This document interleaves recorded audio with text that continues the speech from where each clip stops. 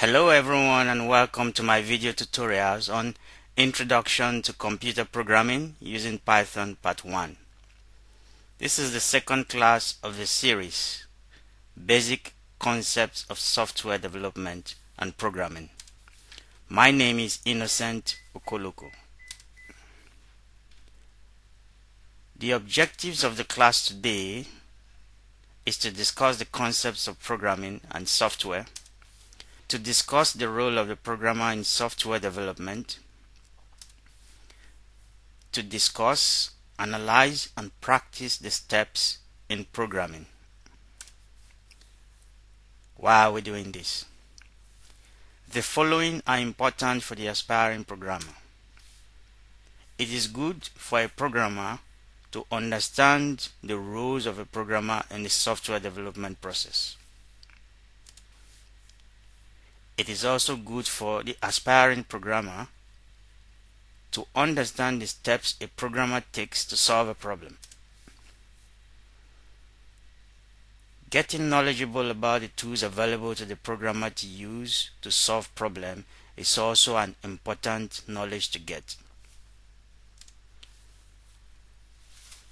At the end of this session, participants should be able to explain some of the concepts of programming and software engineering,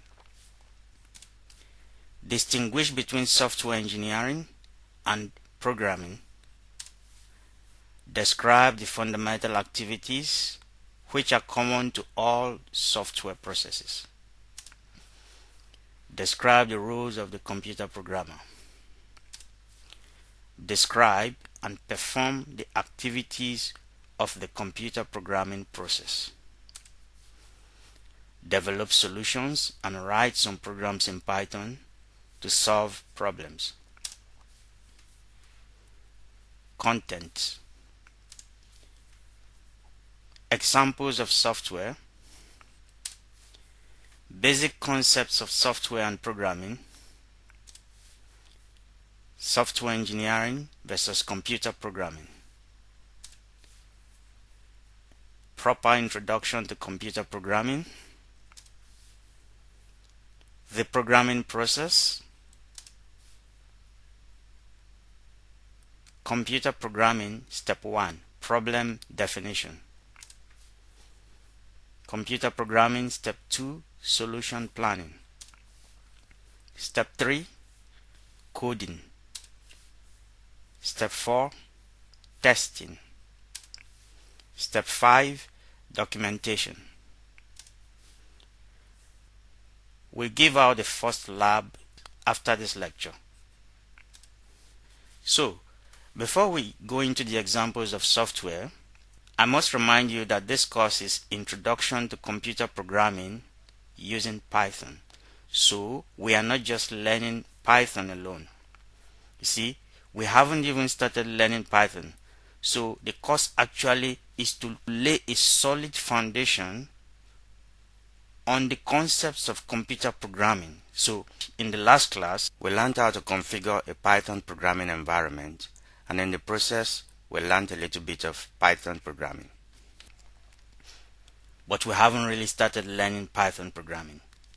In this class also, we want to learn the principles of software and programming and how they are related, the tools you need to use, so on and so forth. So it's actually not Python programming yet.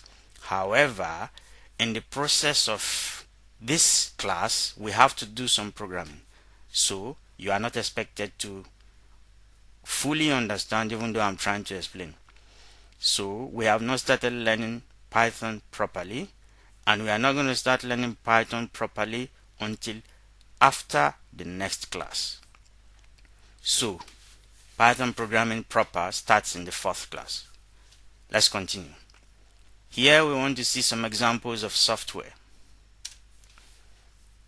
We take a web software example. Reason is because web pages have become ubiquitous all over the world. People interact with them every day. So let's see something very popular, Amazon website. So this is a software. You probably know what it is used for: online shopping. Another example of a web software is an online shopping brand, which is common to the locale where I come from. Let's see another example: desktop PC software example. Microsoft Word, which may be familiar to anybody who has been processing documents, typing reports, thesis, students. Almost anybody who has been doing some work on the computer is probably using Microsoft Word, which is a part of Microsoft Office. Now we can't see all the examples of software because there are so many numerous different types of software all over the world. So we stop here with the examples. Now, sometimes as a computer programmer, you will hear the word software engineering and you will hear the word computer programming. What's the relationship between computer programming and software engineering? So, software engineering is sometimes referred to as software engineering process. What does that mean? It is the process that is involved in the development of computer software, the whole process involved. So, what's a software process? It is a set of related activities that leads to the production of a software system. What about computer programming? Computer programming is just one aspect of the software engineering process. So, computer programming is a part of the software engineering process. Now we want to look at software a little bit and then we shift to computer programming. In the development of a software, 4 fundamental activities are common to all software processes. Now let's look at it this way. A software is a package, a complete package that involves a lot of programming activities. Sometimes you may hear people use the word software, program interchangeably. Computer program, computer software interchangeably. Now software is the big picture. A computer program could be just a piece of code that you write to solve a particular problem. It may be that that piece of code which you write is independent and performs a function on its own. Then you can call it a software. Now, for a large software like Microsoft Word or Amazon website, it's not just one program. It's a whole lot of programs, different programs that are performing different functions that are put together to form the software. We'll look at that in more details as we progress. Now, software processes usually involves 4 fundamental activities. The first activity is called software specification. What happens in the specification? At this stage is the beginning of the development or the creation of a software. So somebody comes up with an idea and say, oh, I want something, a problem in my company, an activity in my company, a process in my company to be automated using software. Or someone looks into the society and sees a problem, for instance, the issue of online shopping. Somebody thought of it like, why do people have to go to the shop every time? Why don't they just at their own convenience go online, order what they want, and let the products be delivered to them? That's an idea. So, the stage at which a customer, in this case, the customer is somebody that has an idea or has a company and wants a software solution, and the engineer is the software developer, the software engineer, the computer programmer will be referred to. All those will be referred to as the engineers. So they come together and they define the software that is to be produced and the constraints on its operations. Later we will see how to do this specification practically when we bring it down to the level of programming. After the specification has been done, the next stage in the software engineering process is called software design. So at this stage, the engineers go to work. So what is software design?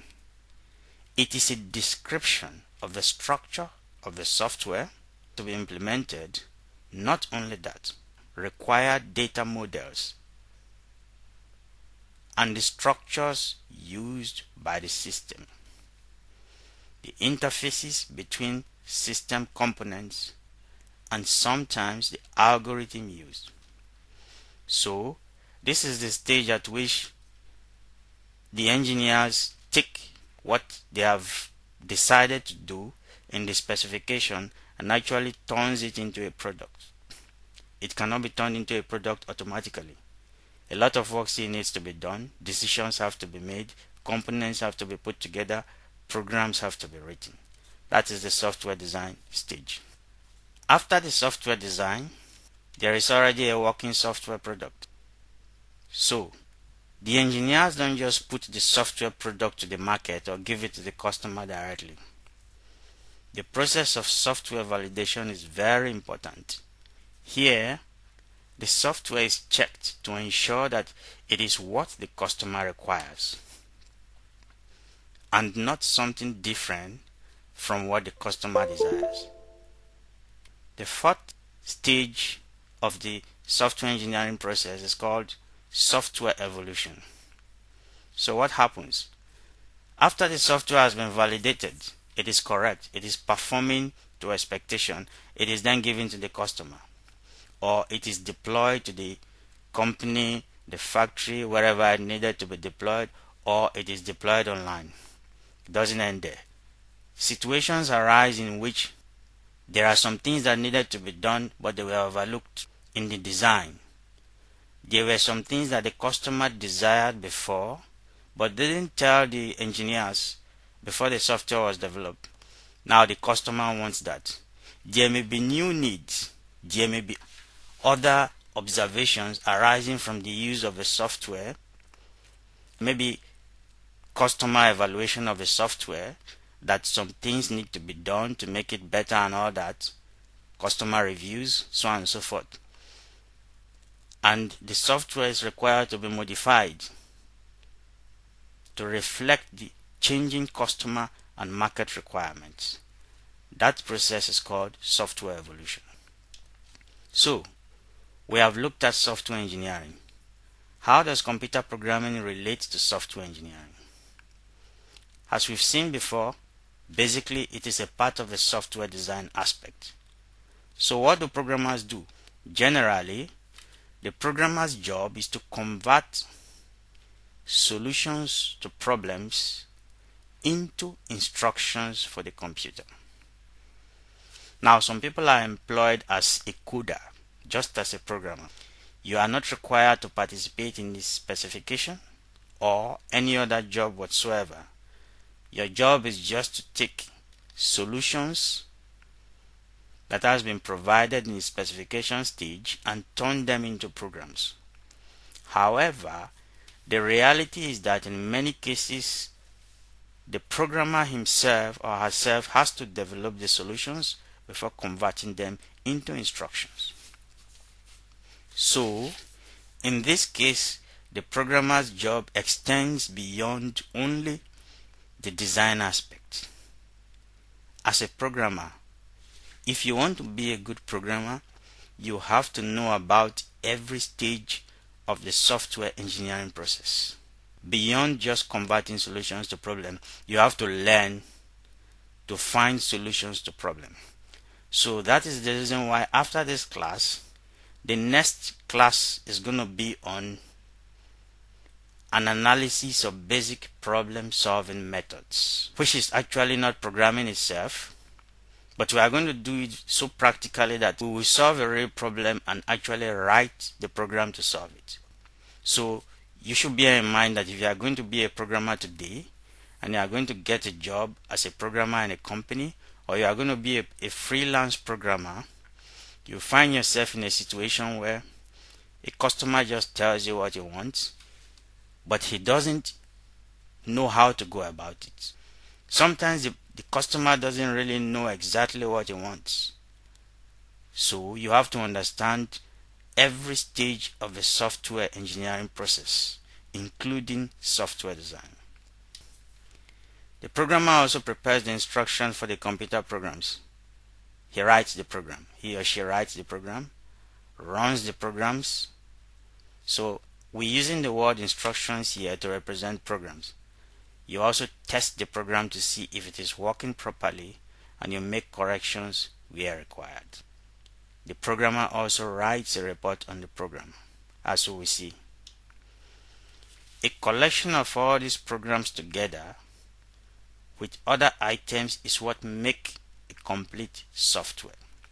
Now, you may try to go to Google and try to search for certain information like how many programmers were involved in the development of the Windows operating system software. How many programmers were involved in the development of the Amazon website? You can see probably hundreds, if not thousands of programmers were involved working together. So let's get this point very clearly. We will use an analogy that is common to everyone. Almost every product we use, you probably drive a car or own a motorbike or have ridden a bicycle before, or you even have a pair of scissors, simple machine like a pair of scissors at home. If you look at the manufacturing process that led to that, you see the pair of scissors is not just one component, it's something that is moving. So we have two metal blades that seems to be moving on top of each other on the surface, and something like a screw or a rivet that holds them together, and probably a plastic handle to make it easier on the fingers. So we have two blades, one rivet, two plastic holders. Several products are already coming together, which may have been manufactured by different people working in the same factory, because the machine that produces the metal plate is different from the machine that produces the plastic handle. That's a simple example. Consider your bicycle. Different components came together to form the bicycle. It's not just one block. So you may consider all of these components as programs, and the total packaging of them together as software. So programs make software. Okay? The word software means the part of the computer that you cannot touch, you cannot kick. You can only see it on the screen or see it performing an action. It is not hardware. The difference between hardware and software is hardware is the part of the computer that you can touch, you can punch, you can kick. But the software is what lives inside the computer that makes the computer to function. That's why it is called soft. Another thing is there is no softwares. Software is singular. Software is plural. It's like kitchenware, something similar. So a collection of programs makes software. Not only a collection of programs plus some other items, graphics like in Amazon. When you see the Amazon website, you see the beautiful graphics. People must have drawn some graphics, put them together, taken some pictures, put them together, collected some data. How come you search for something in Amazon and you see where it is located, you know the price of the item? That information is coming from a database. So all of them combined together. The data itself is not a program, but it is used by the program. So the programs use the data, use the graphics, put them together to make a software. Now, let's look at the programming process. We have seen that programming is like software development broken down in a small scale. So if we have a big software project, several programmers are working on it, it's like each of the programmers are doing the whole process of software development on a programming scale. However, specification must have come from the top for the general overall software. When you come down to breaking it down into the modules, you still have to come down to do the specification for each of the modules. That's why programming looks like a smaller scale of software development. So, what process takes place in programming? Remember, we talked about the software engineering process. So we're talking about the programming process. It is similar to any problem-solving task. There are 5 main ingredients in the process. The first one is problem definition, solution planning, coding the program, testing the program, documenting the program. 5 steps. So we're going to take them step by step now. The first step is problem definition. How do you go about that as a programmer? What is problem definition? So, suppose you as a programmer have been contacted to solve a problem. Maybe you work for a company and your boss tells you this is the problem and outlines the project. Your boss has probably been speaking with a customer from somewhere, or the director of your company, or someone who is in charge of something in your company. So they've done some software specifications and they outline the project to you. So you are now asked to define the problem. The task consists of identifying what is it you know, what should be the input, what is it you want to obtain from this problem that has been given to you. What do they really want? The output. So we'll talk about the input, and then we'll talk about the output. And that's basically what programming is all about. You are developing a software, you are writing a program. It's all about input, processing, output. So in Amazon, let's take the picture of Amazon for instance. Input, processing, output. What are the inputs to the Amazon website? The goods.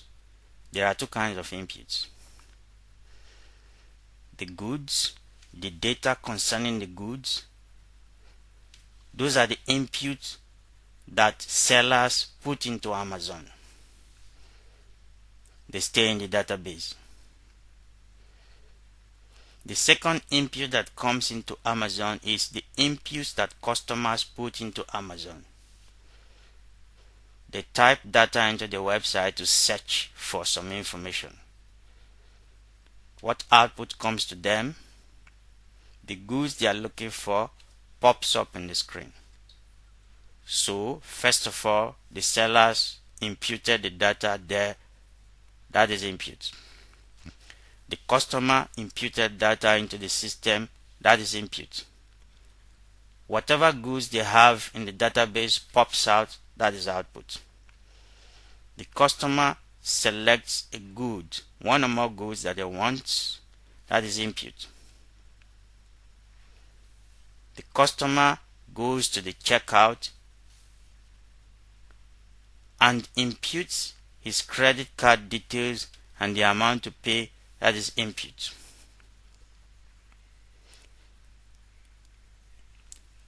A summary and a receipt pops up to the customer. That is output.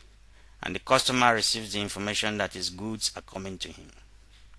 So you can see the interaction between input and output in relation to the e-commerce website. So eventually, after the input and output has been identified, you can now produce a written agreement or document that, among other things, specifies the kind of input, processing that will be required, and output that will be required. Written agreement in the sense that you are dealing with an external customer or a client. Maybe you are a freelance programmer or something like that. However, It may not be a written agreement, okay? So I say or document. Even if it was your idea as a programmer, you just decided that, oh, I want to solve this problem. I want to develop this website. You still have to follow these procedures. You still have to write a document for yourself that, among other things, specifies the kind of input, the processing, and the output required. That is documentation. So, you can see that what we've just described is akin to software specification in software engineering.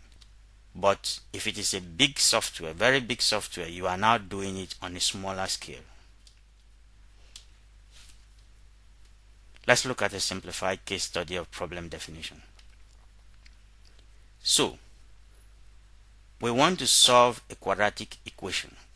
Now, those of you who don't like mathematics or not familiar with mathematics, don't be scared of this. Programming is not all about solution to mathematical problems. No, not at all. There is a whole lot of programming that needs to be done in the world to solve problems that doesn't involve mathematics at all.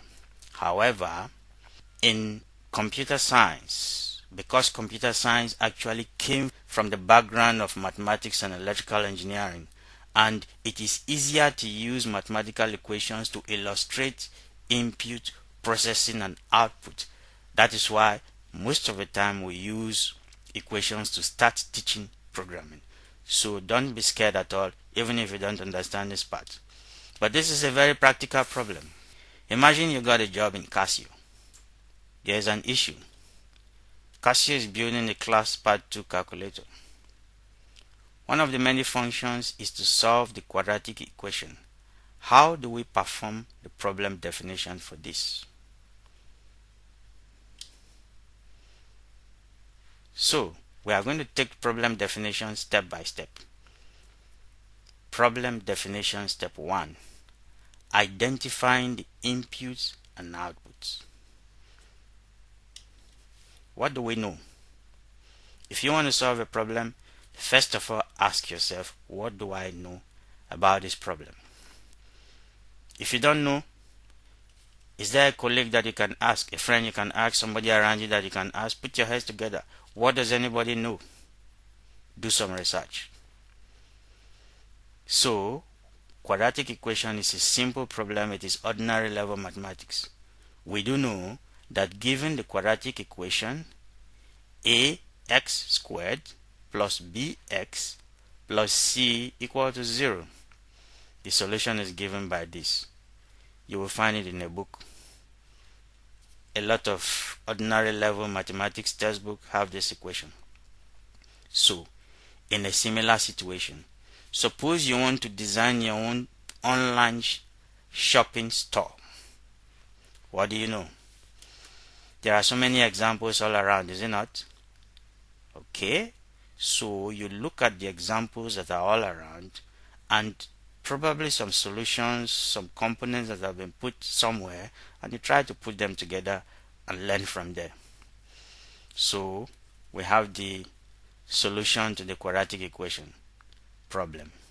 We are not solving the problem now. The equation has already been solved. We just need to use it. What are the inputs? For a quadratic equation,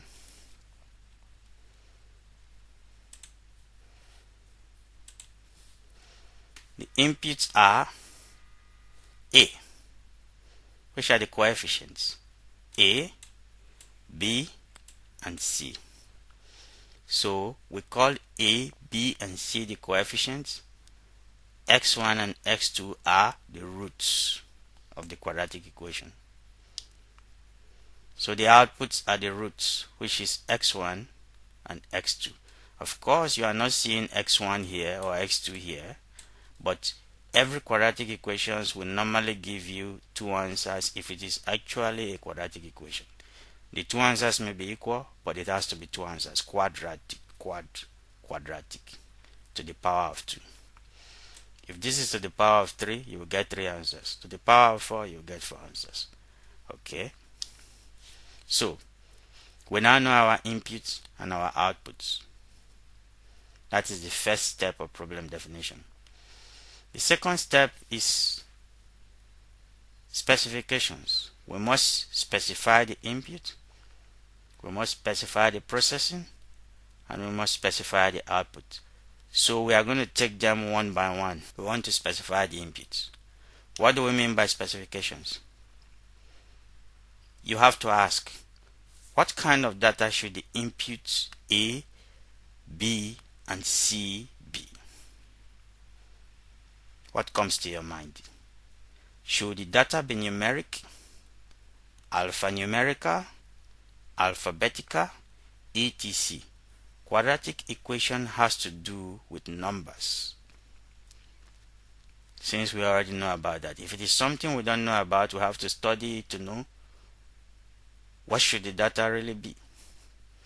So when we say numeric data, we mean numbers 1, 2, 3, 4, 1.2, minus 1, minus 2, 0.5, 22/7, so on and so forth. Those are numeric numbers. Alphabetical is A, B, C, D to Z, whichever way you call it. So your name, your surname, your middle name, the name of your street, the name of your town, all of them are likely to be alphabetical. There is some other data that is called alphanumeric. We have not begun to study data types in Python at all, so we will learn about all of this in more detail after the next class. Okay? So, but these are pretty straightforward ideas, things we should know for everyday living, so it shouldn't be difficult at all. Alphanumerical data is a mixture of numbers and alphabets. There are some codes that look like that. Probably the number plate of a vehicle has a mixture, and you can think of other examples. So, what kind of data should we have for A, B, and C? Certainly, the data should be numeric because we are dealing with numbers, isn't it? That's not all in the specifications. What should be the range of possible values for A, B, and C? How large can A, B, and C be? So can we take as much as from minus infinity to plus infinity? That's not possible. Now, what should happen here is you should define the range. We don't just leave the data to be any range at all. You look at the application you are trying to solve and you define the range. You may look at the books. You may look at what is happening practically. Or you may look at the precision of the computer you are writing the program for. This may be a bit complicated. So what I'm trying to mean when I say precision is your computer is not capable of accepting a data of just any value. It's not capable. When they say your operating system is 32-bit or 64-bit, like we were deciding which Windows version to install, 32-bit or 64-bit, means that you can only take a number that is as large as 2 raised to the power of 64. If you look at the maximum size of quadratic equation that should be solved, you can decide to limit the values of A, B, and C to maybe minus 1 million to plus 1 million. The values of A, B, and C should not be more than that. So, it's not just specifying the kind of data and the range of data, you also specify the constraints on data. Constraints means, is there any value of A, B, and C that can cause our system to crash, that can cause the software not to function? Yes. Let's come back and look at this equation. So this equation is everything on top here is divided by 2a below. We know from arithmetic or elementary mathematics that anything that is divided by 0 goes to infinity, your calculator is going to tell you error. Your computer is going to flag an error. Sometimes it may crash the system. What do we do about that? You can decide that the value of a is constrained such that a must not be 0. Okay? We may not be able to define constraints for b and c, but we know there is a constraint on a already. So you define constraints for those that require constraints, and you leave the other ones that don't require constraints. So we've done 3 specifications for the input. Another specification. How does the user enter inputs? Are they going to use the keyboard? Are they going to use a touch screen? Are they going to use a graphical user interface? Are they going to use a sensor? What do we mean by sensor? A sensor is something like a microphone. You just put it close to your mouth and you talk in it, and then something happens on the computer. It's an input device, just like your keyboard.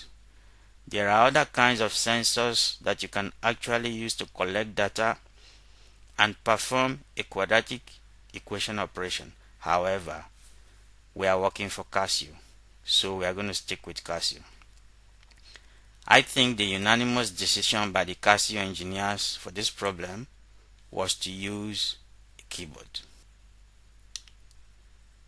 We are still on specification definition 2. So we have done specifications for input. Let's look at specifications for output. Later we'll come to processing. Output specifications. In the same way we say, what kind of data should be outputs x1 and 2 be? Specification for output may sometimes be easier. For example, in this quadratic equation case, it seems to be easier. The outputs usually depend on the input type of data. Since you are going to be entering numerical data as the input, then the output should likely be numeric data. Actually, in quadratic equation, you enter numbers and you get numbers. Positive, negative, or fractional. So, we are going to have numbers. Next thing to consider is any constraints on the outputs x1 and x2. I don't know of any constraints.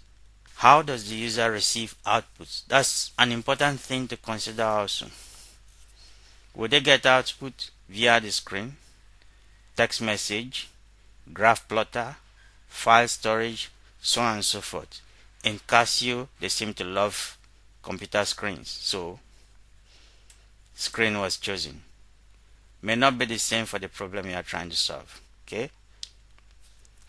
We've done the output specification, and clearly it was simpler than the inputs for this problem. The next thing we want to do is specifications for the processing. What kind of data processing or mathematical operations are involved in this equation we are trying to solve? Look at it closely.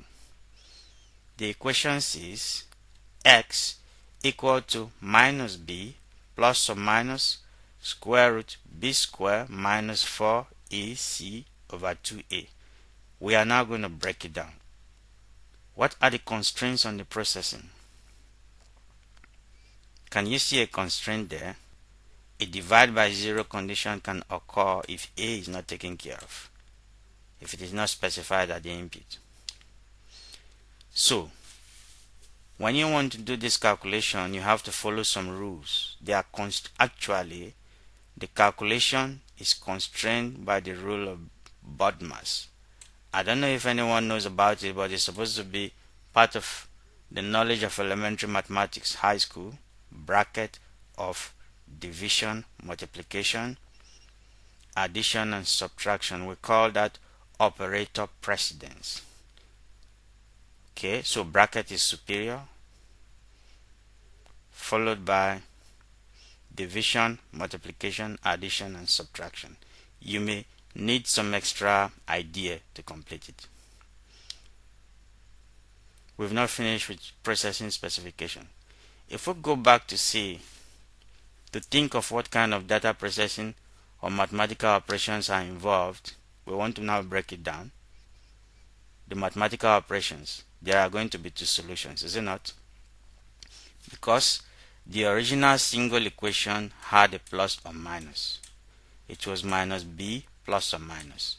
You cannot do plus or minus together at the same time. You have to do one of them and then do the other. Either you are doing the minus first and then you later do the plus, or the other way around, it doesn't matter. But usually in quadratic equation, we do the x1 with the plus and we do the x2 with the minus. So we've broken down our equation into the two roots. Now, here is a class activity that students may do. The reality is students already have the notes. So I say, can we just be a little bit honest and not open to the next page? And let's see if we can individually or in groups list out all the mathematical operations required. First of all, for x1 and also for x2. Think about it. Okay, so let's do it here now. The operations required are, first of all, here's our quadratic equation.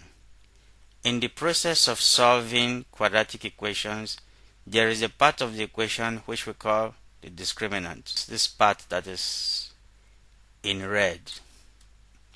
We normally first of all calculate it and we call it d. D is the discriminant. D equal to b squared minus 4ac. We must solve that first and see what it is to make our work more efficient. Actually, you can just write a program that does all the calculation for x1, but that is not an efficient way of developing the solution to a quadratic equation problem. The efficient way is first calculate the discriminant. B times b squared, anything raised to the power of 2 is you are multiplying it by itself 2 times. B times b. If it was b raised to power 3, you are multiplying it 3 times b. If it is b raised to power 6, whatever, you are multiplying it the same amount of times. Okay, 4ac, we are going to put this in bracket to make it easier. Remember the bracket. BODMAS 4 times a times c. So how many operations, mathematical operations or arithmetic operations, are taking place in the calculation of a discriminant? We have 3 multiplications. 1, 2, 3. 1 subtraction. So those are the required operations for calculating the discriminant. Next is, in the calculation of x1 and x2, since we already know the discriminant is d, we can now replace this equation with something like this. So we have root d instead of root b squared minus 4ac. The previous 2 equations are now minus b plus root d over 2 times a, and x2 is minus b minus root d over 2 times a. So we have 2 unary operations for this, one negation. We will learn about all of this when we start learning about operators in the future classes. Okay, when you have just a negative of a number, it is called a unary operation. There is one addition, one subtraction, 2 square roots, 1, 2, 2 multiplications, 1, 2, and 2 divisions. This divide and this divide. We are still specifying processing. The next thing is the constraints on the operations. We look at the first condition, a equal to 0. What happens when a equal to 0? everything will go to infinity. Therefore, we conclude that if a equal to 0, it is not a quadratic equation at all. A second condition. Normally in the calculation of quadratic equations, why do we calculate the discriminant first? Because we want to test it and see how it is, and then we can define several conditions on it. The first condition is d can be less than 0. It is possible. D can also be equal to 0. It is possible. D can be greater than 0. It is possible.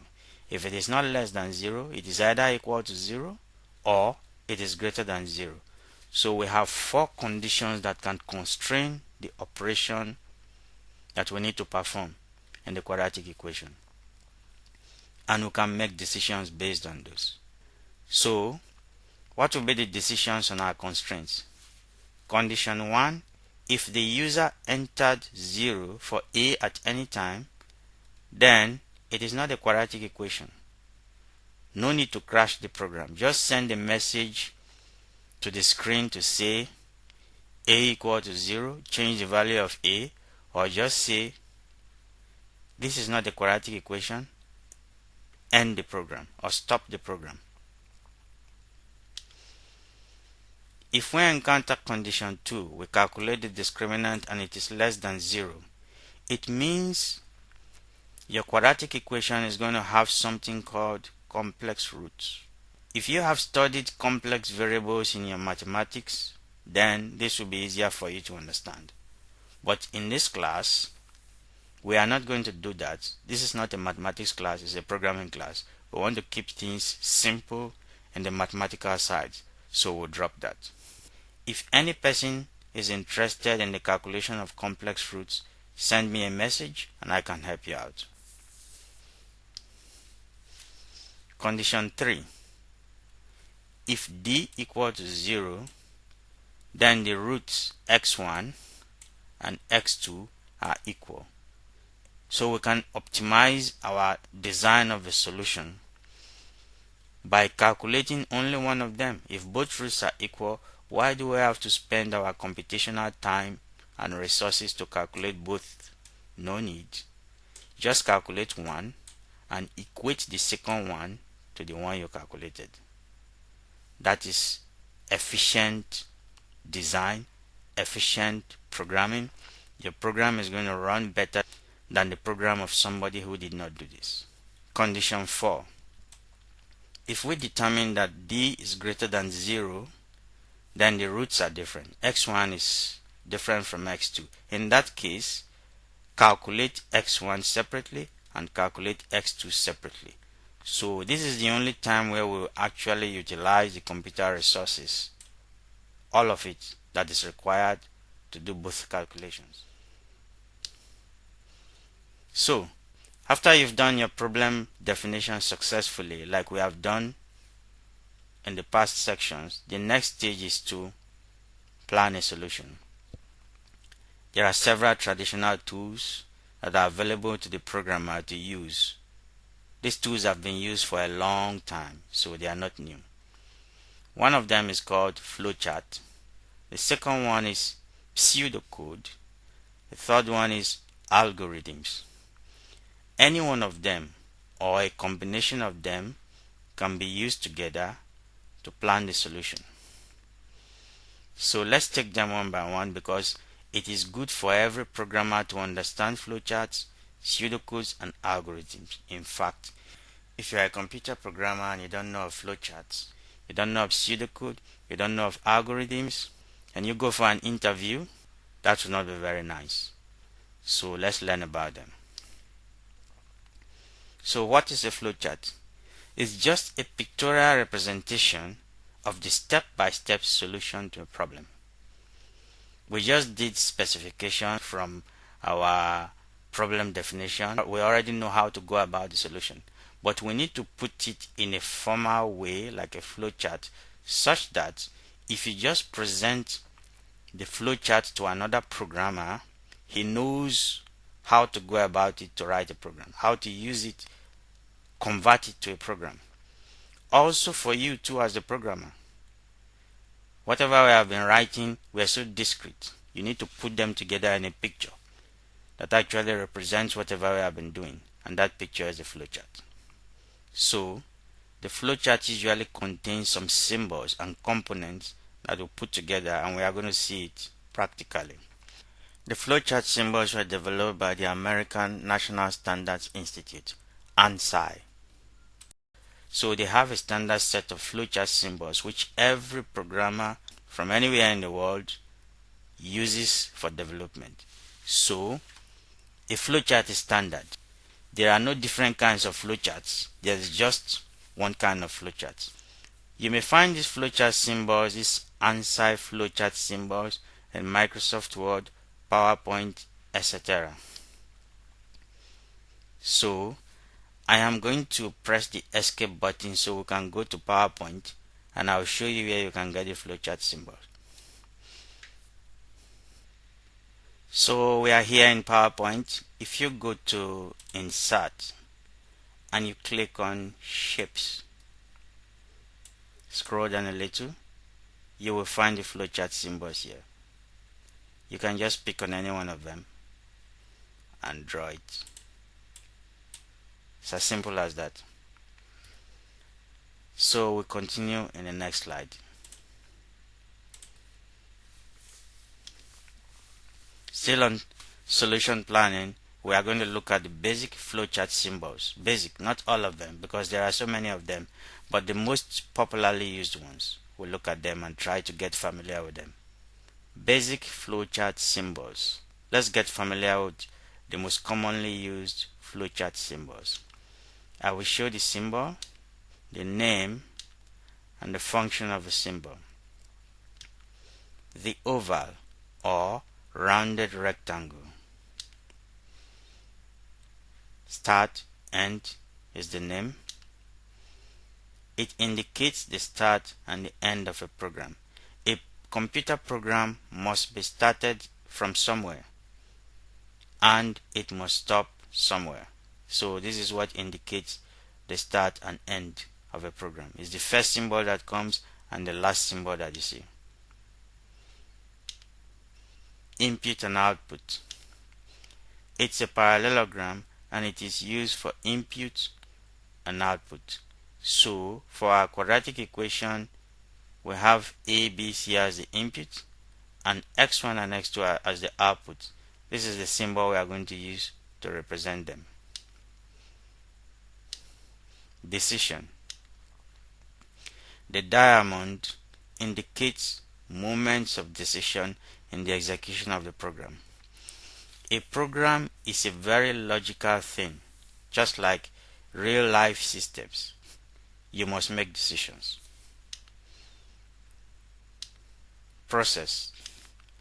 The rectangle represents a process in the program, as we did the specification for processing.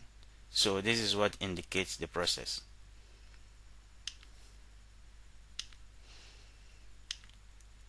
Arrow line is a connector that shows the relationship between the various shapes you are putting in the program.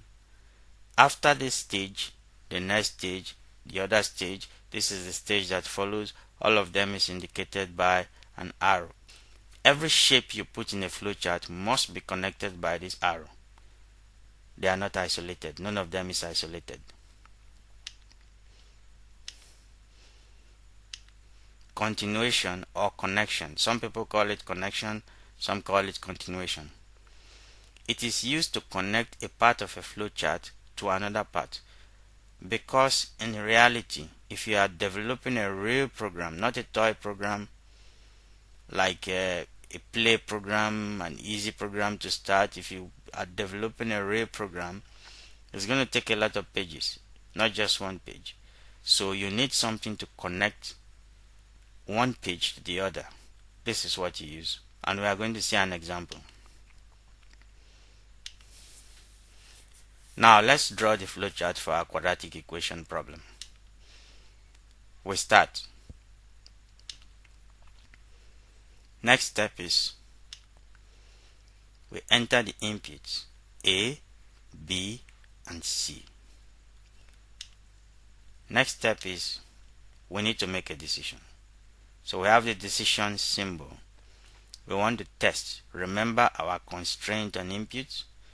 We said we don't want a to be equal to 0, otherwise it is not a quadratic equation. So what happens?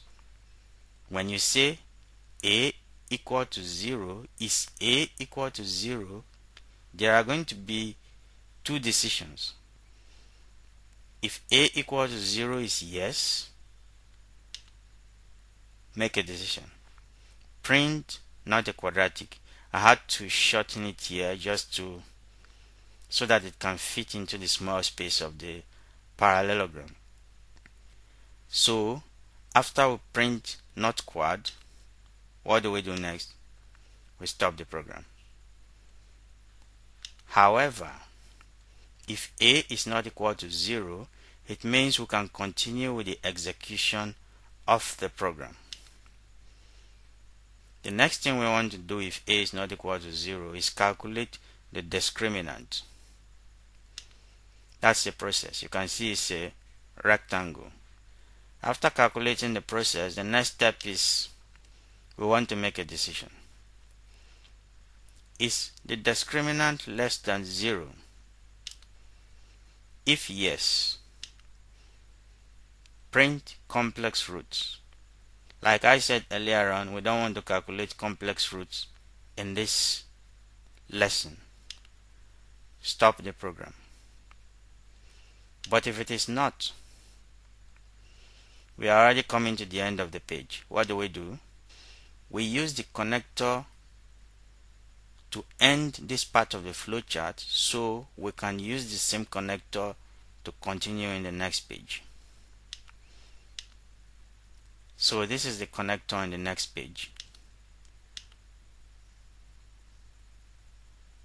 Then we test.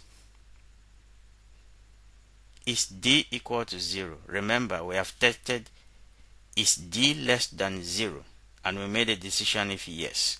So it is the no decision that brought us here. We now test again. Is d equal to 0? It will also be yes or no. If it is yes, it means the roots are equal according to what we did before. So we just calculate x1 equal to minus b over 2a. Very simple. The calculation has been simplified and a lot of the computation has been removed from it just because d is equal to 0. However, if d is not equal to 0, that is when we utilize more computational power to calculate the root x1 separately and x2 separately. Whatever output we get, print the output. That's not all. Stop the program. So, we have seen how to use the flowchart. Some people may not be familiar with flowcharts. You may not want to use a flowchart, or in addition to a flowchart, you can use a pseudocode. Okay, the word pseudo means false. So false is put together with code to indicate false code. What is pseudocode? It's just an English-like non-standard language. It's not a standard that enables you to state your solution with more precision than you can do in plain English. However, the precision of pseudocode is not enough to make it a program. It's not a program. You can't run it in any interpreter or compiler. So, if you write your program as a pseudocode, you can focus on the program logic without being concerned yet with the precise syntax it is going to be. Moreover, if you wrote your pseudocode very well, another programmer can read it and be able to deduce what you are trying to do, or probably even turn it into a program code. So let's see the sample pseudocode for our quadratic equation problem. There is no standard way of doing it, so we just give an example here, provided that or it should reflect exactly the problem you are trying to solve. So we start like this. Enter A, B, C. Test if A is 0. If A is 0, print not a quadratic equation. End the program here. Else A is not 0. Compute the discriminant D. Test if D is less than 0. If D is less than 0, print complex root. End program here. Otherwise, test if D is equal to 0. If D is 0, the roots are equal. Calculate or compute x1 and set x2 to x1. Otherwise, D is greater than 0 and the roots are not equal. The roots are unequal. Compute x1 and x2 separately using the equations. Print x1 and x2. End the program. Now, the third way you can represent the solution to the problem is by using an algorithm, like we said before. So we see an example. Planning the solution algorithm. In addition to flowchart and pseudocodes, you can also use algorithms in planning the solution of the problem. What is an algorithm? It is a step-by-step procedure for the program that you want to write. Although it looks like a pseudocode, but it is more serious and more formal.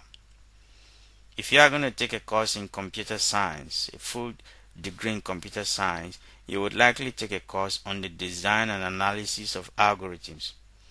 Probably a full semester course on the design and analysis of algorithms. So, algorithms are very important in analyzing the behavior and efficiency of a program. So, if several programmers approach the same problem independently, they draw the flowchart, they do the pseudocode, and they write the algorithm, another programmer can be able to determine from the algorithm which of the solutions they have provided is going to execute faster, be more efficient if all the solutions are run on the same computer. That is the power of algorithm. In fact, algorithms can tell you how much processor time the program is going to consume, the speed of the program, so on and so forth. So let's do a sample algorithm for the quadratic equation.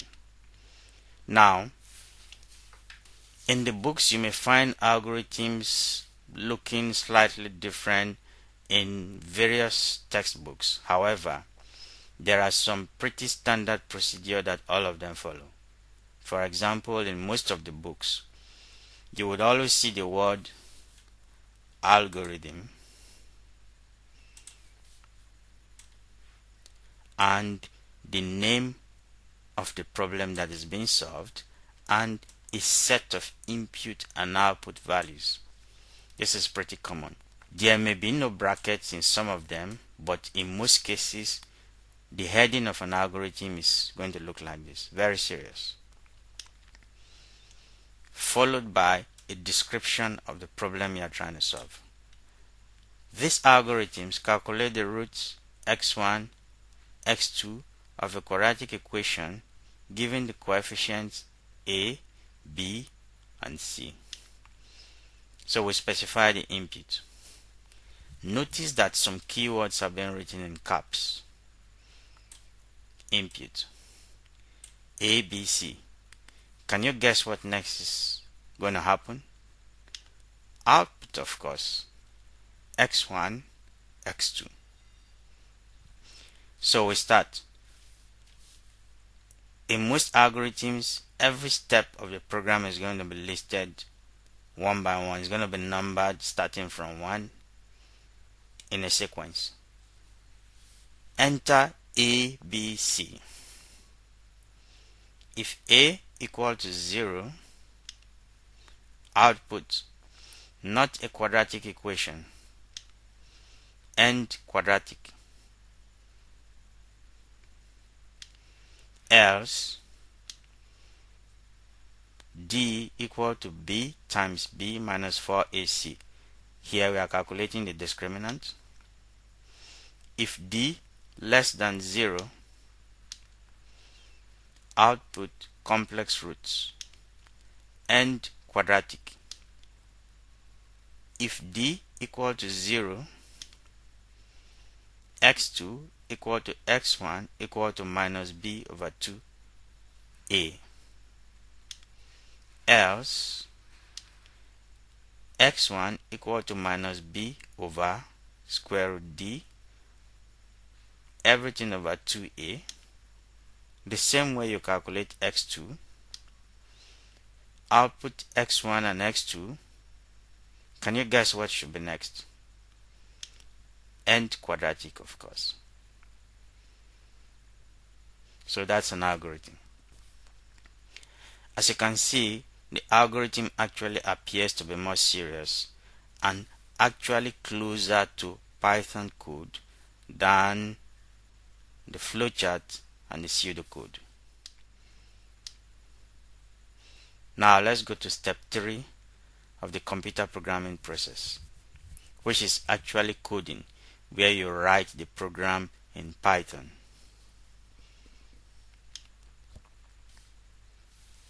As a programmer, you express your solution in a programming language. You translate the logic from the flowchart, pseudocode, or algorithm. Or you may use some other tools that automatically convert items to a program. There are tools like that, you can search for them. But first thing you should do is learn how to write your codes with your own hands. However, efficient and fluent coding requires the programmer to have a good understanding of the programming language to use.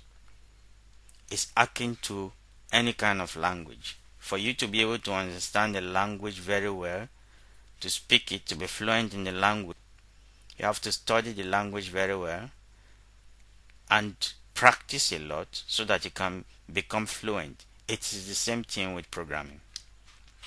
So we are going to continue with the coding of the quadratic equation problem in the Python programming language. So we have come to the code of the quadratic equation problem which we have been trying to solve. Although we are not actually learning Python programming at the moment, which is going to start in earnest in the 4th lecture, but I'm going to explain this code step by step and you should be able to understand the code, even though you may not be able to understand all of the concepts in deeper details until we do them when we are actually doing Python programming. So the first 2 lines of the code tells something. The second line actually explains the first line. It says above is the program name and this is a comment. When you are doing programming, you should give the readers of the code information about what the program is doing. People who are going to be reading the code in future, it is a part of the documentation, especially for you who wrote the program, so that when you see it in future, you should know what you wrote this program for. In Python, comments are usually preceded by the hash. Every comment that is preceded by the hash will not be executed. It is not a part of the program. It just describes what that part of the program is doing. So we call this quadratic1.py. Like we learned before, every Python program, when you save the file, it will end with the .py extension. Learn to give your programs a descriptive name of what problem you are trying to solve. Since we are trying to solve a quadratic equation problem, I called it quadratic1. You could have just said quadratic.py, whatever you call it. Let it represent the solution to a quadratic equation problem. Below is some code to clear the Python console. So we say import OS. In Python, you will be doing a lot of import. Remember, we talked about application programming interface and built-in functions as programs that have been written inside the interpreter in Python that enables computer programmers to do their job more easily. So when you want to call those application programming interfaces that were created in Python, you use import. Another programming language that also uses import is Java. So OS is something that has been created. We've now imported the program OS into our own program. We can now use OS system CLS. CLS actually means clear screen. Remember in the last example where we were configuring Visual Studio Code, I told you the terminal part of Visual Studio Code is where you enter inputs if your program requires inputs, and where you see the output displays if your program displays an output. Now when you have a program that you have to run so many times, that terminal is so crowded with so many outputs and you can't read what you are doing, what you want to see very clearly. So you need to be clearing the screen every time you run the program. That is the function that these two lines of code is helping us perform, and we will see the effect when we actually test our code. However, they are actually not a part of the quadratic equation program we are writing. The quadratic equation begins below. So print calculate the roots of a quadratic equation. So we send a message to the user and tell the user that this program is to calculate the roots of a quadratic equation. Next thing we want to do is get an input from the user. We want the user to type the coefficient a. And how do we do that? We use another built-in function. Take note, print is a built-in function. Input is a built-in function. Input means we are waiting for you to type something at the keypad. And whatever you type, we will put it inside a variable. Whatever name you call it, I called it AA to be representative of the first A of the quadratic equation. Next thing we do is we use another built-in function to convert whatever input you enter into a whole number. You must enter numbers. But if it is a decimal number or whatever you entered, it will be converted to a whole number. It doesn't mean you must do it this way. We could have converted it to something called floating point or decimal. That is something that can have a point. But we are not really learning Python in detail here. We'll do this in future classes. So let's assume we convert it to a whole number. We have received our A. In the same way, send a message to the user to get your B, convert it to a whole number. In the same way, send a message to the user to get your C, convert it to a whole number. So we have received A, B, and C. What do we do next? Of course, we will test whether A is equal to 0, because we want to control what happens in the program, remove logical errors. What happens if A equal to 0? We print a message that says this is not a quadratic equation. Now remember, we said before that if you use an if statement, everything you want to be executed under that if statement must be indented. It's like you use a tab to push it. So we quit. End the program here. Don't do any step further if A equals 0. Next thing is, otherwise, if A is not equal to 0, then calculate the discriminant. D equal to B, star B minus 4 star A star C. In programming, the multiplication symbol of mathematics is actually represented by the asterisk. That is what multiplication is. So we come to the second part of the program is continued on this page. We will now test if D is less than 0. If D is less than 0, print this quadratic equation has complex roots. Now what you see here is something called f-string. I am not expecting you to understand it at this time. We are going to learn about it when we learn about data types and string processing. Quit. According to our design, we have no plans to calculate complex root, so we quit the program at this point. Next thing is to test if D is equal to 0. In Python, when you say if and you have another branch to go, you say else if. In some programming languages, it is else if. That's when you have more than 2 tests to do. In Python, it is elif, abbreviated. Now, what you see here is called control structures, and we will learn about that in a full class. In fact, 2 classes for control structures. So we say elif D equal to 0, that is otherwise test if D is equal to 0, then x1 and x2 are the same. Print this quadratic equation has equal roots. Calculate x1. In programming, the divide symbol in mathematics is represented by this. This is what divide is in programming. Almost every programming language I know, in fact, all programming language I know is the same. After calculating x1, you now equate x2 to x1. Else. So you see, we have if, elif, else, meaning we are testing more than 2 conditions. 3 conditions here. If D is not less than 0 and D is not equal to 0, it means D must be greater than 0.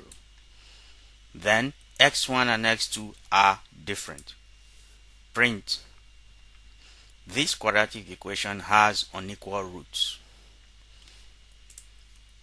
Calculate x1. So we have minus b plus d star star 1 over 2. Now, the equation is supposed to be square root d minus b plus square root d, everything over 2a. Now square root d, if you still remember your elementary mathematics, is the same thing as d to the power of 1 over 2 or d to the power of 0.5.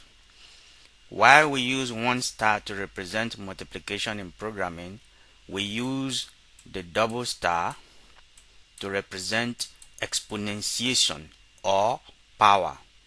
So what you have here is d raised to the power of 1 over 2, which is square root of d. So we have an opening bracket for everything on top of the equation, another opening bracket for the 1 over 2, which is the power of d, closing bracket for the 1 over 2, which is the power of d, and the final closing bracket for the opening bracket. Everything over opening bracket, closing bracket, 2 times a. In the same way, we calculate x2 separately. The only difference is the first one is the plus, the second one is for the minus. Whatever we get, print the result you have. Now, like I said before, don't worry about this, what's happening in the print here. We'll learn the details about them later on in the course. So the program ends here. Now what I'm going to do is I will leave the presentation mode so that I can go to PowerPoint and copy the code and put it in Visual Studio Code so that we can run it. And when we run it, we can see the performance. Now, like I advised you before when we started, if you are going to understand programming very well, avoid copying and pasting codes. Try to type codes with your hands as much as you can. It will make you understand better. So the reason why I'm going to be copying and pasting here is we have a very limited time for the class. There's not enough time for us to be typing all this code. The presentation is going to take a much more longer time. So that's the reason why I'll be copying and pasting. So I will now press escape to exit the presentation mode. Discard. So we are back in PowerPoint out of the presentation mode. Open Visual Studio Code if you don't already have it open. I am now going to copy this code and create the file in Visual Studio Code.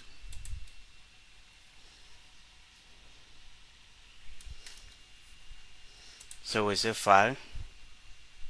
Now you can see that the text in Visual Studio Code, the appearance is so tiny you may not be able to see it on a smaller screen. So if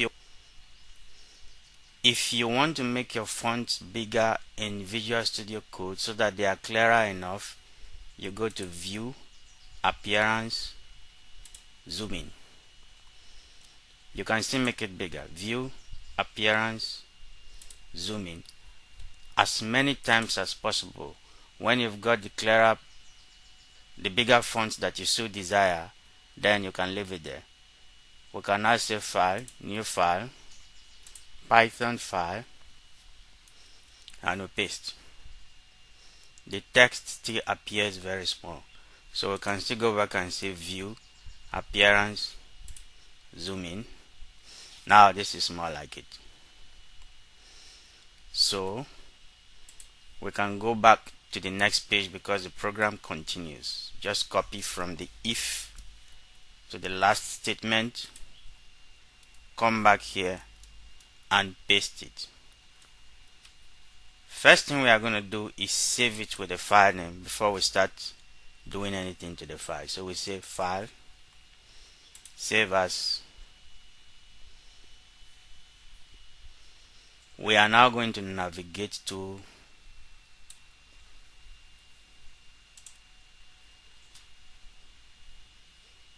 our project and save the file there, wherever I want to save it. So we say Classes, Basic Concepts of Programming, Code. Put the file name there.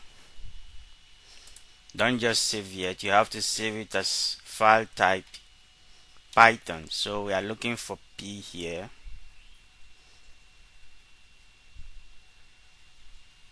Python. And then you click Save. Now you see the white circle has disappeared, indicating that we have already saved successfully. However, whenever you copy a file from PowerPoint to Visual Studio Code, there will be some characters that are copied along, which causes an error to appear. Now you can see the yellow boxes that has yellow outer line with grayish inner color. What you do is you put your cursor before the P of print, click it and drag it back. There are two boxes, so you press the tab once. For two boxes, you press the tab once. Tab. Tab. For 4 boxes, you press the tab twice. Tab, tab. Single tab. Double tab. Single tab. Double tab. Double tab. Single tab. Scroll down. Double tab. double tap, double tap. You can now press Ctrl S. So you see the name quadratic 1 has changed to white from the yellow that it was before. There is still one tab here, so let's clean this out. Right, now we are not going to run this program now because we still need to see some things in the lecture notes, in the presentation, the stage of testing, which is also a part of the programming process. When we get to the stage of testing and see the theory part of testing, then we'll come back to run the program. So back in PowerPoint, we continue the presentation from current slide. Introduction to testing. Some experts assert that there are mathematical ways to prove that a program is correct. So they insist that a well-designed program can be written correctly the first time without any errors. While that may be possible, the reality is that newly written programs will most probably have a few or a lot of errors. Let's be practical. Even programs that have been written by well-renowned companies, they still have bugs, errors that need to be fixed. For example, many companies release a version of a system. For instance, we are currently using version 3.10.7 of the Python interpreter. When a new version comes out, version 11 is out now, the period when it comes newly, most companies that release software newly will call it a beta version. B-E-T-A. Beta or beta, whatever they call it, is a trial version. So the beta version is released to the public and people use it and give them feedback for a period. They see the errors, the bugs, some things that have been overlooked because of new features that were included. The company takes this feedback from the users and use it in correcting the systems, correcting the errors, so that finally they have a better product that has less errors or is error free. Then they release it again to the public and they call it stable version. So the stable version remains for a long time until a new version comes again. That is a testimony that no matter how experienced people are, errors are bound to occur when you write programs. What we should do is learn how to deal with the errors. So, types of error. Two major types of errors can happen. They are syntax errors. Syntax errors happen when you have not followed the rules of the language correctly when writing the code. Normally, if you are using a Python interpreter, such as Visual Studio Code or even the IDLE, they can detect syntax errors for you and tell you where the syntax error is. Syntax errors will not even allow your program to run at all. So this class of errors are the easiest to detect and they are less dangerous. In fact, if you have a syntax error, thank goodness. Just try to fix the syntax error and carry along with your program. Even though it may be difficult to do that, you need to do that. The second kind of errors that can happen are called logical errors. Logical errors occur when the program appears to run correctly. It seems to be fine, but is producing the wrong output. These errors cannot be detected by the interpreter or a compiler or whatever you are using. They cannot be detected. That's why they are very dangerous. To detect this class of errors, you have to perform an exhaustive testing of all the desired functionalities of the program by using an exhaustive set of data. Now let me explain the danger of logical errors. In our quadratic equation problem, we try to control the value of A that should be entered into the system because A is being used in a division. And if you divide any number by 0, you get an infinity, meaning that your program will crash. If we did not take care of that, then the quadratic equation problem will run smoothly. Visual Studio will not tell us there's an error. No syntax error. It will run smoothly until somebody will inadvertently enter a 0, either by mistake or deliberately, and it crashes the system. So let me give you two analogies. The first one is you are writing a program for a medical equipment that is used to measure something about a patient's system, maybe the blood pressure or something else. But there was an error, a logical error in your code. So the machine is reading that the blood pressure is actually lower, far lower than what it is. And the doctor tells the patient, you are okay. The machine says this is your blood pressure measurement, whereas it is wrong. That's dangerous. Secondly, I understand that approximately 1 million flights take place in a day, crisscrossing the airspace. What happens? When two aircrafts are flying over the same airspace, like a town, or in close proximity to each other, they are normally given an instruction by the closest control tower at which altitude they should fly. Sometimes I've heard the pilot say, we have received clearance to increase our altitude to 40,000 feet. We have received clearance to reduce our altitude to 20,000 feet, so on and so forth. So you write a program, and the program is in the aircraft. It is the program that tells the pilot the altitude of the aircraft, but it is producing wrong altitude for the pilot. What would happen in such a scenario? So, such is the danger of logical errors. You have to take the pain to ensure software integrity by eliminating logical errors.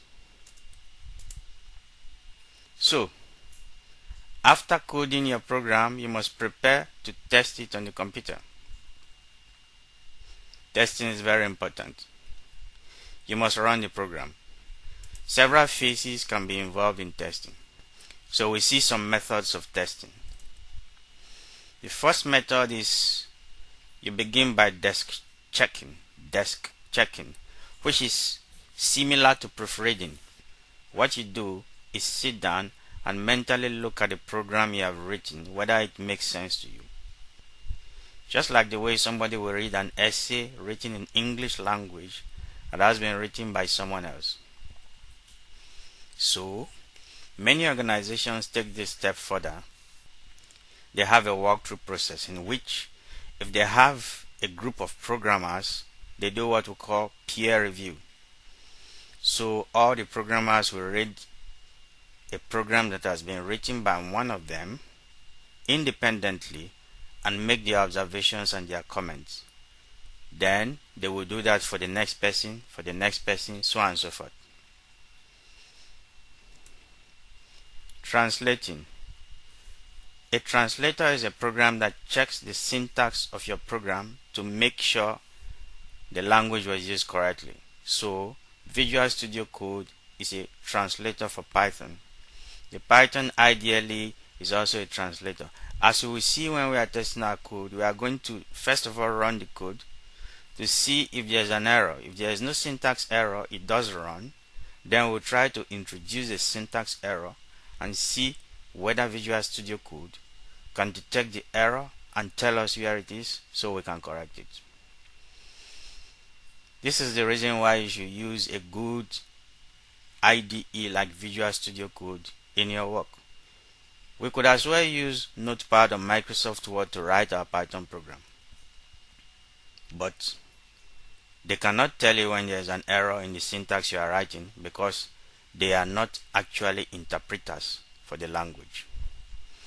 So they are not translators, they are not interpreters. Debugging. This is a term you must get used to if you are studying computer programming.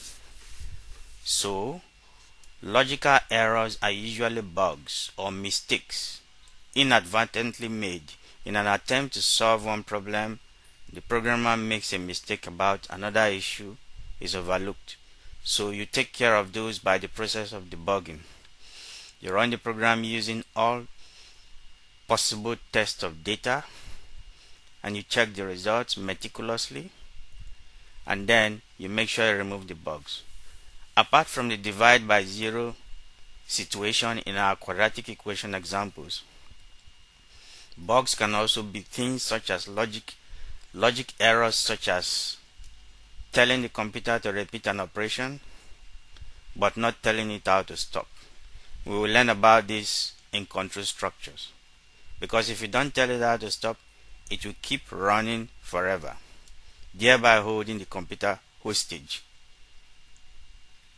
So you plan the test data you are going to use for debugging correctly. You test every part of the program meticulously to ensure the integrity of the program. So, because of the importance of testing, some programming languages have made sure that they also include an application programming interface to automate the process. So the last class of this series, class number 12, is going to be on code testing. In Python, there are some functionalities built into Python, such as unit test, nose or nose2, and also PyTest. Remember, when we were configuring Visual Studio Code, we had to enable PyTest. That was the last thing we did, so that we can be able to use it when we eventually be doing the topic on code testing. Other programming languages also have, for example, JUnit is for Java, etc. So if you want to read more about Python testing, you can see this website, this web page, and get some knowledge from there. Now what we are going to do is test the quadratic equation program which we have written. We will run the program first to see if there are any syntax errors. We will do desk checking, just read through the program. We will do debugging. We will see if there are any logical errors, that is, testing all the functionalities of the quadratic equation. Remember, we defined some constraints which we planned to implement, which we actually implemented most of them in the program code. First constraint was the input constraint, and we determined that a must not be equal to 0. This was implemented.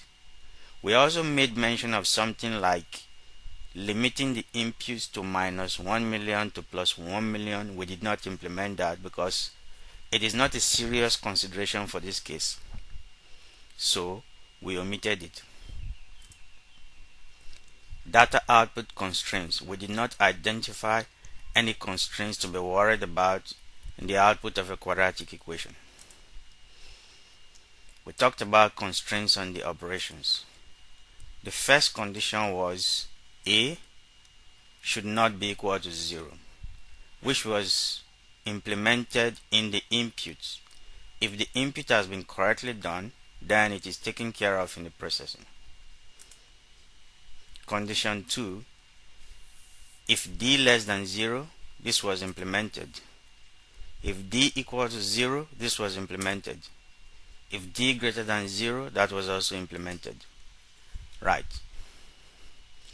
So now, the window that just popped up on the screen is the output we are going to get when we test syntax error. We are going to introduce an error somewhere in the code. In fact, we can introduce an error anywhere in the code. So let's say at number 12, or bb is equal to input, we just type an error somewhere and we run it.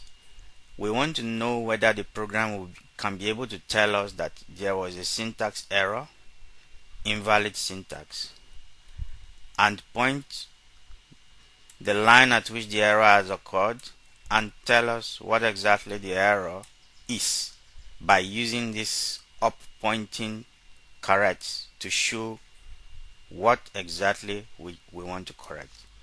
So we will be moving from the Visual Studio Code to the presentation. I will press the Windows button. I'm not leaving the presentation mode. I will just press the window button and come to Visual Studio Code. So first thing we want to do is click the Run button.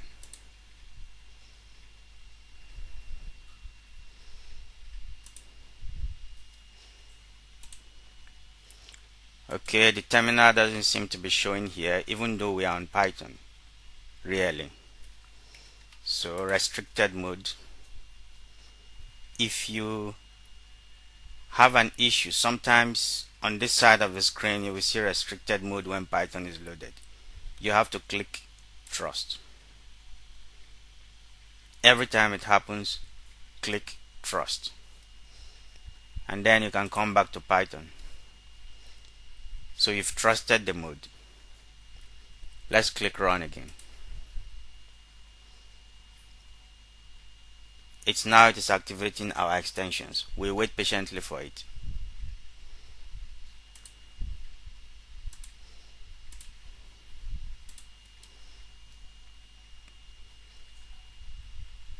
Wait patiently for the window to load. Okay. Now our prompt has appeared and the program is now running. So it says enter coefficient A. The first thing that was written in the terminal is calculate the roots of a quadratic equation. Where did this come from? This is the first thing that was printed out. Calculate the roots of the quadratic equation.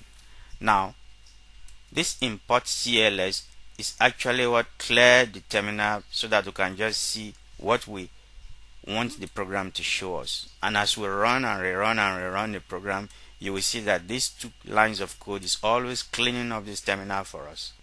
The first two things we see whenever we run the program is these two lines. Okay, the first thing we have seen now is there was no syntax error.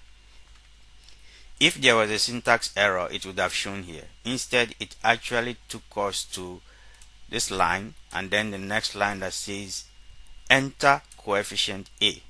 So we are going to just enter any numbers. 1, 1. Oh, that was 2, 3. Okay, it says this quadratic equation has complex roots, but there was no syntax error. Now we are going to introduce a syntax error somewhere or anywhere within the program and run it again, because we want to see whether Visual Studio Code can tell us if it actually has a syntax error and tell us where the syntax error is so we can correct it. So I say type ddf. The moment I type ddf, you can see the curly red lines under it tells you something is not right. Not only that, look at the name of the equation, the name of the program. The name of the program has changed from white to red, meaning that there is an error in the program. We can still save it, Ctrl S to save. The white circle has disappeared. Now let's try to run the program again. Before I run the program again, I want you to see the function of the first two lines of the program, which is import OS and os.systemcls. Now look at the terminal. All these things that are written here now, which is the output from the last program, are going to be cleared the moment we run the program again. Click the run button again. You see, it tells us syntax error, invalid syntax. Line 10 of quadratic1.py has an error, and it tells you where the error is using these carets that are pointing up to the 4 items which caused the error. So what do we say? Our syntax error test was successful. So we can go to line 10 and just delete that, and you see the name of the program has changed to white, meaning that the error has been corrected. So what happens is, this is a very simple program. You can write a program that has 100 errors, starting from line somewhere and stopping at line somewhere. Syntax error, Visual Studio Code is going to flag the syntax errors one by one, starting with the first one. When you correct the first one, it will flag the second one. You go and correct the second one, you flag the third one, so on and so forth, until you have corrected all the errors in the program, and then it is free from syntax errors. So we say, if we go back to the presentation, our first test for syntax error has been successful. We can now proceed. In the second test, we want to test a equal to 0, not a quadratic equation. So I press the Windows button and I go back to Visual Studio Code. First of all, what is the parameter we use in testing? Okay, a equal to 0. Once a equal to 0, it doesn't matter what values you enter for b or c. Doesn't matter. So let's click Ctrl.S to save the file as it is and run it again. Now it has cleared the console. Enter a value for a, 0, press enter. Whatever you enter for b or c doesn't matter. So what do we get? This is not a quadratic equation. If a equal to 0, print a message that says this is not a quadratic equation and quit. The moment you see the command prompt, it takes us back to the command prompt. You just know it has quit the program. So our testing of a equal to 0 was successful. You may need to test it over and over again to be sure, but we don't have all the time for that in a class, so this test has been successful. You can try it as much as you can, and if you experience anything different, send me an email. So we go to the next test. This time we are going to test d less than 0, and a message should read that the roots are complex. The parameters we are going to use are a equal to 1, b equal to 3, c equal to 9, 139. So I press the Windows button and I go back to Visual Studio Code. Run it again. Okay. So sometimes you need to run it several times to get it to stabilize. So we had 1, 3, and 9. Very good. So it says this quadratic equation has complex roots. Then it writes the value d equal to 27.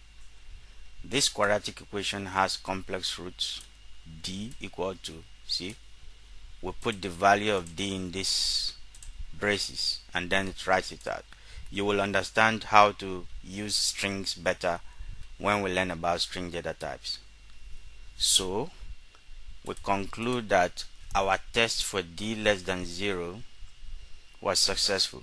Now if you are interested in testing it further, you can generate the data for a, b, and c that will always give you a negative value to prove it. That is software integrity, program integrity. Test it with different sets of data. Make sure that according to what you use your calculator to get, meticulously is exactly what the program gives to you, provided your calculator calculation was not wrong. Now let's progress from here. Next thing we are going to test is if d equal to 0, then the roots are equal. The parameters we are going to use will be a equal to 1, b, c both equal to 4. Press the Windows button, back in Visual Studio Code, and run the program again. So the parameters are 1, 4, 4, 4. So it says this quadratic equation has equal roots, d is equal to 0. And where is that coming from? It's from here. This quadratic equation has equal roots. Then you put out the value of d there. Right, so we say the test for d equal to 0 has been successful. You should make the test as exhaustive as possible by trying other values for a, b, and c, especially b and c. So we proceed to the next test. We want to test if d is greater than 0. The roots should be unequal. The parameters are 1, 5, and 4. We press the Windows button, back in Visual Studio Code, and we run the program again.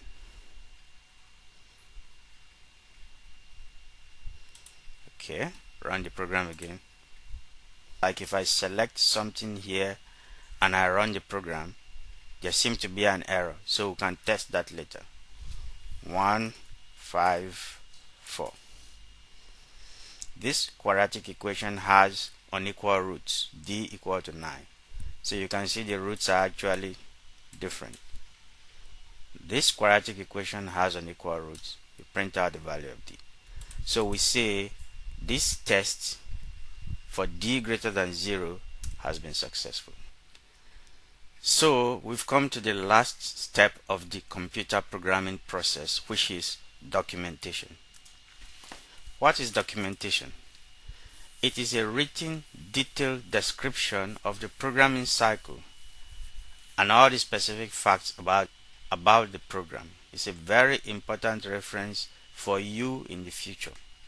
Not only for you, for other programmers who want to carry your work forward. If you have been working as a programmer in a company, for instance, you probably didn't start it.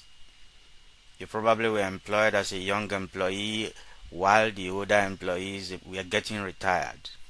So maybe it will be your turn to get retired after some time. Moreover, documentation is not only for people who are coming to continue with your work. It is as important for you as it is for people who are coming to continue your work. For example, if you meet experienced programmers, they would have told you that they wrote a software or wrote a program many years ago, and they've been through so many activities, written so many other different programs that they had forgotten exactly what it was the first program they wrote was about. So somebody approaches them sometime in future and say, I need that software you gave me some time ago. The programmer will need to search for information concerning the software he wrote some time ago if he didn't have any documentation. So if you don't have documentation, you find yourself in a situation where you start all over again, reinventing the wheel, and that's not an efficient way to live. That is why documentation is very important. What should you include in the documentation? The origin and the nature of the problem, just like we have done in our quadratic equation problem. A brief narrative description of the problem, which we have done also. Logical tools such as flowcharts, pseudocodes, algorithms, which we have done also. Data record descriptions, which we have done also. Program listings, which we have done. Testing results, which we have done. And the user manual, which we have not done. Now all these documents are very, very important. If you see the user manual of some of the programming languages online, like SQL, Java, Python, the documentation is very, very large. Some user manuals get as much as 5,000 pages, some 3,000 pages, some even more. That's just for the user manual alone. So you find yourself in a situation where you are a part of a software development team. You are doing a program. Let's take an example. You may go online and Google how many people were involved in the development of Windows 10, Amazon website, Facebook, Instagram, so on and so forth. You can get a glimpse of just how many programmers were involved, spread across the world, working together from different positions, all of them building pieces of a software that will fit together. Now, all these people that are in different places may not be able to communicate with each other, but they are building a modular system. The program I write is going to receive inputs from the program that someone else is writing somewhere else, and the output that comes from my program is going to be the input to another person's program that I don't know.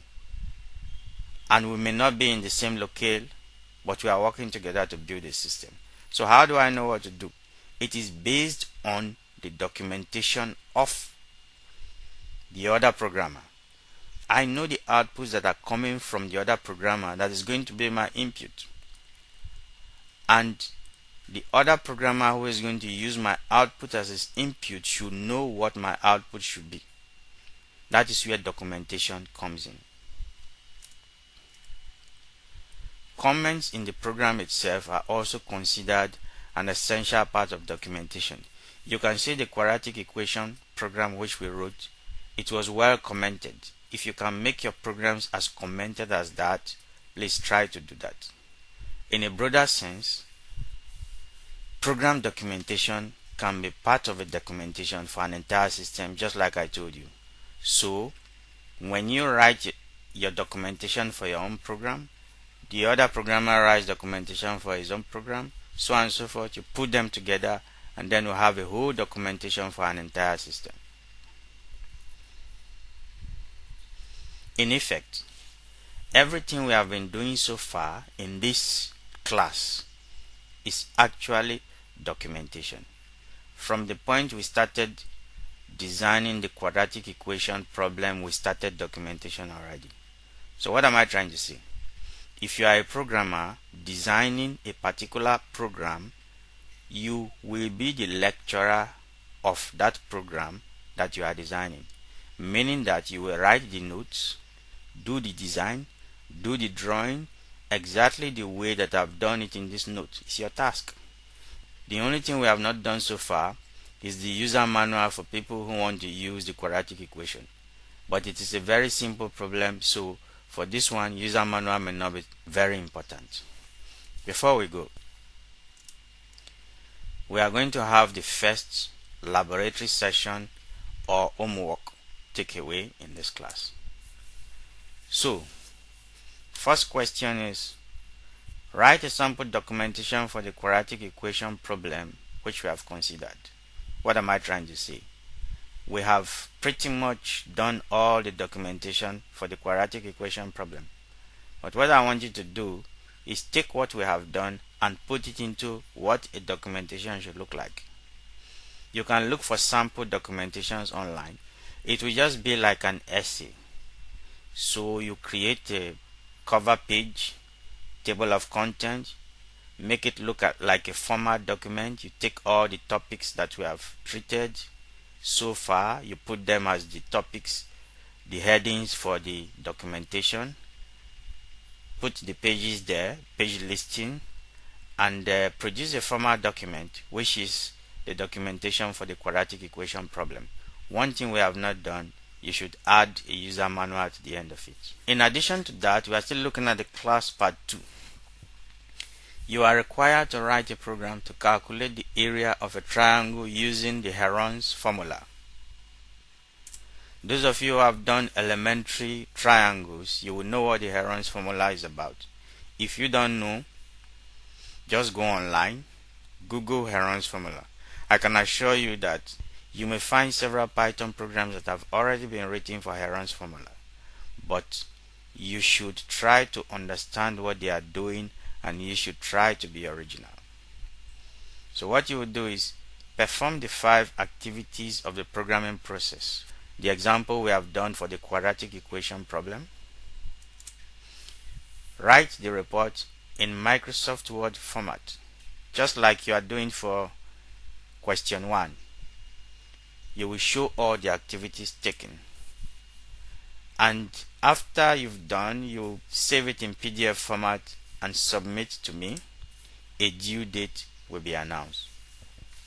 Those of you who are taking the course on campus, you are expected to be in a lab, and there will be a lab instructor. I should be in the lab or some other person there to guide you through the exercises. Those of you who are following the lecture online, if you are interested in the mathematical side of the process, it will make you learn better. You can tackle it and send me an email, and I can respond to you ASAP. Bibliography. So the topic today is not really about Python programming, because we are going to start that in the 4th class. It is about software engineering and computer programming, to give us a solid foundation on that. Now, the book we have used for this is the book of Ian Somerville, Software Engineering. This is an authoritative textbook in software engineering, which I also used in my undergraduate days when I was taking a course in software engineering. So if you are going to take a course in computer science or a related discipline, you are likely going to take a course along the way, one or more courses on software engineering. However, the main textbook for the course remains the book of Eric Mathis, Python Crash Course, a hands-on project-based introduction to programming. So, we have come to the end of the class today. Please like, share, and subscribe for more videos. Thank you very much and see you in the next class.